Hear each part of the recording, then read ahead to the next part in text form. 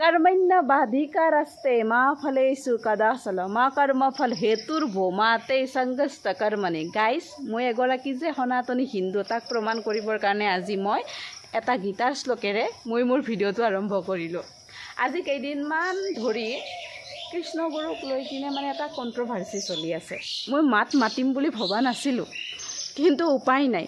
মই যিখিনি ঠাইত কাম কৰিব যাওঁ তাতেও মোক মানুহে সন্মুখত আহি কিনে নানান ধৰণৰ কথা ক'ব ধৰে। আৰু আপোনাৰ কলিগৰ কথা বাদে দিয়ক, মোৰ সৰুকালৰ বান্ধৱীক সেইদিনা ফোন কৰিলোঁ, হেল্ল' তোৰ কি খবৰ? মানে মই তাইৰ বিয়াতো যোৱা নাছিলোঁ আৰু এটা সৰু বাচ্ছা হৈছে, চাবৰ কাৰণে মোৰ বৰ হেঁপাহ মানে বাচ্ছাটো, বিশেষকৈ যে ছোৱালী সেইকাৰণে। তো মই চাবৰ কাৰণে হেঁপাহ কাৰণে মই ভাবিছোঁ নেক্সট উইকৰ মঙলবাৰে মোৰ উইকত থাকে, মই যাম। আৰু তাতে এটা কথা আছে, মই দিল্লীৰ এগৰাকী যুৱতীৰ লগত মই মোবাইলতে চিনাকি হৈছিলোঁ। তো তাই মোক কৈ আছে কি হীৰামণি সেই मेरा बुलावा आ रहा है, माँ कामाख्या मुझे बुला रहा है, ऐसा मुझे महसूस हो रहा है, तू एक काम करना, मैं माँ कामाख्या विजिट करूँगी, तू भी मेरे साथ चलेगी ना। মইতো এতিয়া ক'ব নোৱাৰোঁ কি যে মই যাব নোৱাৰিম বা কিবা নোৱাৰিম বা কিবা অজুহাত দিব নোৱাৰোঁ। তো মই কৈছোঁ কি হ'ব, যদি তোৰ এনেকুৱা অনুভৱ হৈছে যে কিবা বোলাবা আহিছে বুলি, মই কিবা নহয় কিবা কৰিমেই, যামেই এনেকৈ আৰু ছুটি হ'লেও ল'মেই, মই কিবাকৈ হ'লেও ল'ম। তাইও মানে কি কৈছে কি বুধবাৰে ছুটি ল'ব বুলি। তো মই ভাবিছোঁ কি মঙলবাৰে মই যাম, মোৰ বান্ধৱীগৰাকীৰ ঘৰত থাকিম, তাইকো চোৱা হ'ব, বাচ্ছাটোকো চোৱা হ'ব, মানে এক গুলিতে দুই চিকাৰ এনেকুৱা টাইপৰ হ'ব আৰু বান্ধৱী আৰু। তাৰপিছত মই সেইখিনি কথা ক'বৰ কাৰণে তাইক ফোন কৰিছিলোঁ। তাই মোক খবৰ সোধাৰ পিছত তাই মোক এনচাৰত কি দিছিল জানে যে, তহঁতৰতো গুৰুৰ অৱস্থা বেয়া, তহঁতৰতো গুৰুক ধুই দিছে, কিবা এনেকুৱা টাইপৰ কথা। তেতিয়া মই কৈছোঁ কি মই তোৰ খবৰ সুধিছোঁ, তই মোক মোৰ গুৰুৰ কথা কিয় ক'ব ধৰিছা? তেতিয়া তাই মোক কৈছে কি তহঁতৰ গুৰু কি ভগৱান নেকি বোলে। যেতিয়া তাই মোক প্ৰশ্ন কৰিছিল কি তহঁতৰ গুৰু কি ভগৱান নেকি বোলে, তেতিয়া মই তাইক প্ৰশ্নৰ উত্তৰত কৈছিলোঁ কি আমাৰ জীৱনত তিনিজন গুৰু থাকে। এজন হৈছে জন্মদাতা গুৰু, দ্বিতীয় হৈছে শিক্ষাগুৰু, তৃতীয় হৈছে শৰণদাতা বা দীক্ষাগুৰু। তেতিয়া মই ক'লোঁ আৰু সেই মৰ্মে আমাৰ গুৰুক ভগৱান বুলি ভাবোঁ বা বহুতে ভগৱান বুলিয়ে কয়।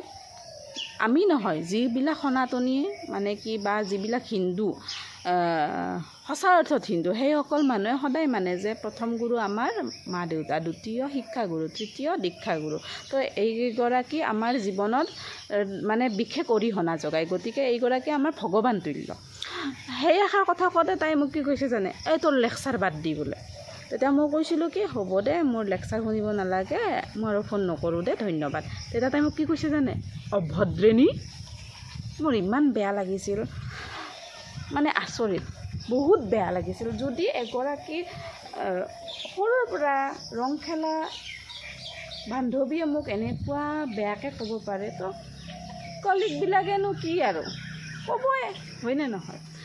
এটা কথা হৈছে কৃষ্ণ গুৰু মানে কি? কৃষ্ণ গুৰু শব্দটো প্ৰয়োগ কৰি নানান ধৰণৰ মানে মানুহে গালি শপনি লিখি আছে।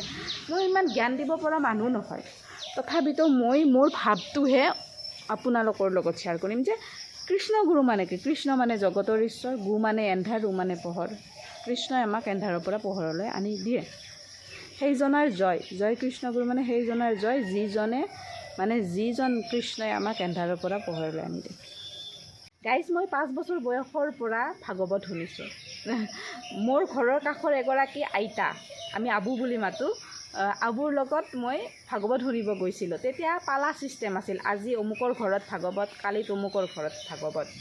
তো কেতিয়াবা বহুত দূৰলৈকে যাব লগা হৈছিল। আমি সৰ্থেবাৰীত আমাৰ ঘৰ, বেলবাৰীলৈকে মই খোজকাঢ়ি যাওঁ, বইনাগুচিলৈকে মই খোজকাঢ়ি যাওঁ ভাগৱত শুনিবৰ কাৰণে।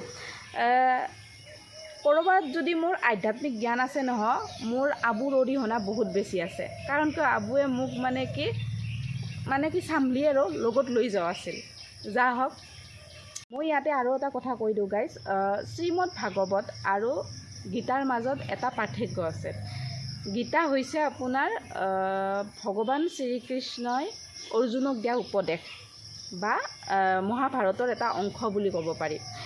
আৰু শ্ৰীমদ ভাগৱত হৈছে আপোনাৰ ভগৱান শ্ৰীকৃষ্ণৰ লীলা, য'ত বৰ্ণনা আছে সেইখন হৈছে শ্ৰীমদ ভাগৱত। তো মই শ্ৰীমদ ভাগৱত 5 বছৰৰ পৰা প্ৰায় 15 বছৰ বয়সলৈকে কিমান বাৰ শুনিছোঁ মই নিজে গম নাপাওঁ। শ্ৰীমদ ভাগৱতত 18,000টা শ্লোক আছে, 335টা অধ্যায় আছে, 12টা স্কন্ধ আছে।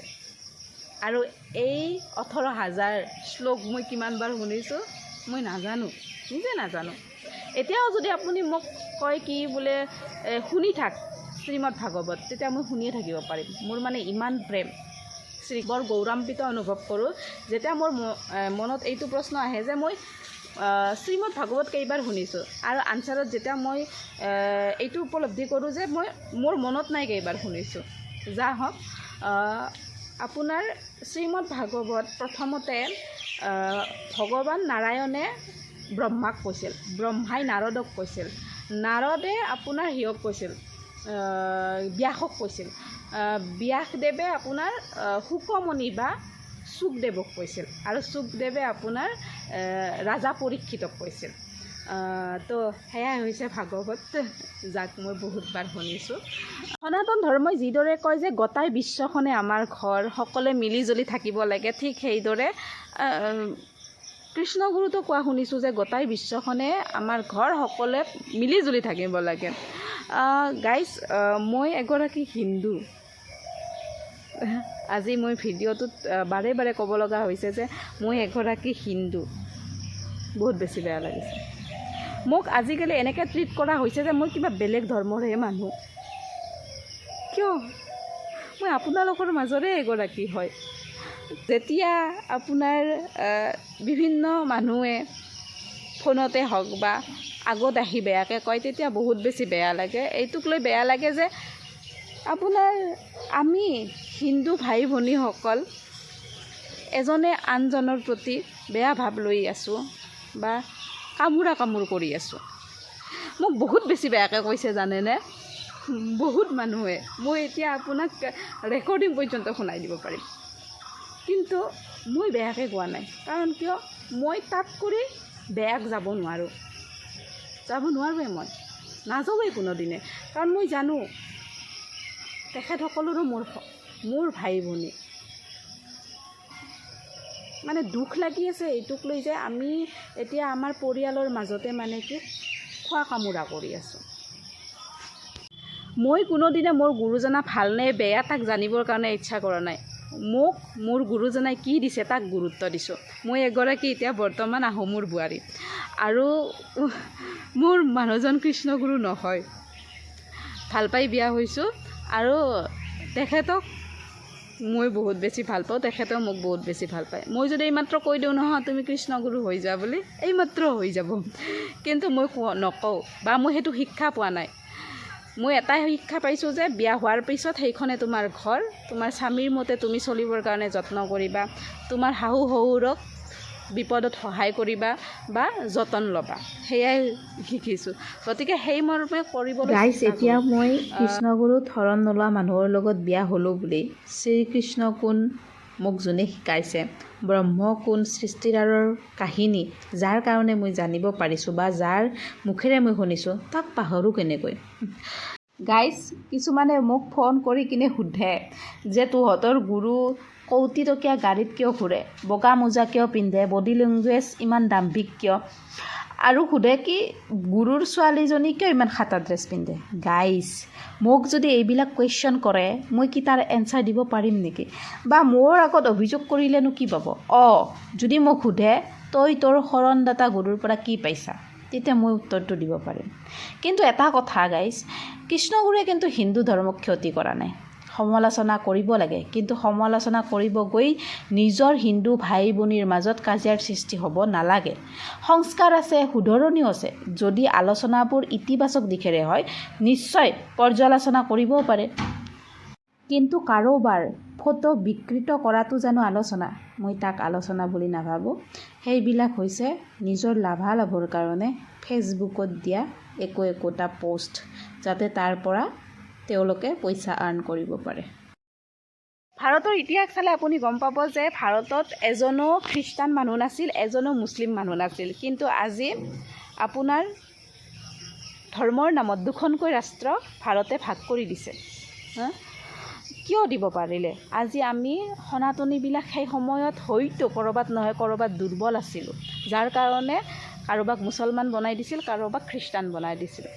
যা হওক, এতিয়া কিমাননো ভেদাভেদ কৰি থাকিব।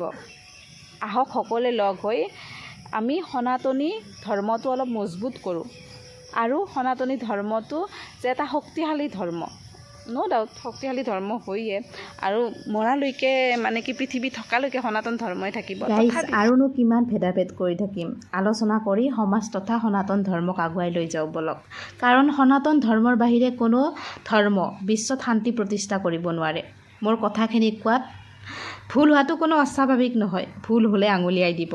আৰু এটা কথা দে গাইজ, মই কিন্তু হিন্দু হয়, সনাতনী হ'বৰ কাৰণে যত্ন কৰি আছোঁ। আৰু তাৰ পিছতো যদি আপোনালোকে বেলেগ ধৰ্মৰ মানুহৰ নিচিনা মোক ট্ৰিট কৰে, তেতিয়াহ'লে মই বহুত দুখ পাম। আজিলৈ আহিছোঁ। সৰ্বে ভৱন্তু সুখিনঃ, সৰ্বে সন্তু নিৰাময়, সৰ্বে ভদ্ৰাণি পশ্যন্তু মা কশ্চিৎ দুৰ্ভাগ্ ভৱেৎ। নমস্কাৰ।